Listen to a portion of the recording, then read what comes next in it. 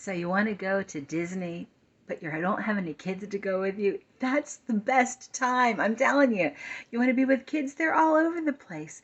But this is time for the two of you to go and enjoy something that you spread the love all those years with your children and your grandchildren, and you forgot to enjoy it yourself unless you had that opportunity to go before kids. So I'm encouraging you to do this because it's the best. After all, that's why we moved to Florida, isn't it? And my Floridian friends all know the joy and value of Disney together. But I wanted to encourage many of you to do the same thing. 20, 30 years ago, we gave my in-laws a week at Disney for their 50th wedding anniversary. The family got together and thought this was the greatest thing. They had been with children many years before that. Well, I guess really only 20 years before that, but never by themselves. So they were elderly. I say that as I'm approaching that same age.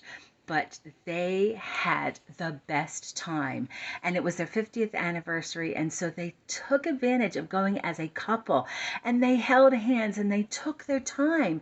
So it was really a magical place, and they enjoyed the romance of it. So if you're going together, just the two of you with no kids, one of my first tips is take your time.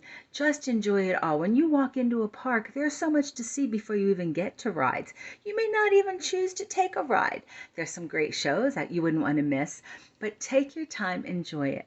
Be sure to enjoy each other and talk about what you're seeing and talk about your dreams and talk about what you remembered from way back when and compare it. It's a great time to communicate as a couple. So we're going to take our time, we're going to connect as a couple, and we're going to take advantage of some of those special treats.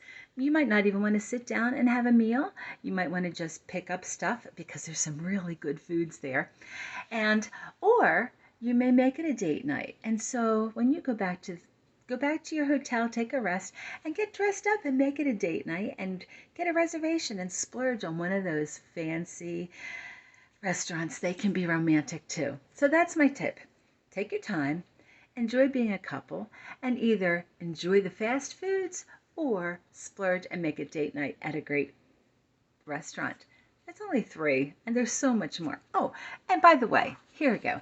If you really want to embrace the Disney part of it, people do this, I don't usually, but you can always get your ears, and just remember, they make it a little tight, you make it a little uncomfortable. You might think that, what's wrong with my glasses, and find out that you've got these little pinchers up here on the top of your head.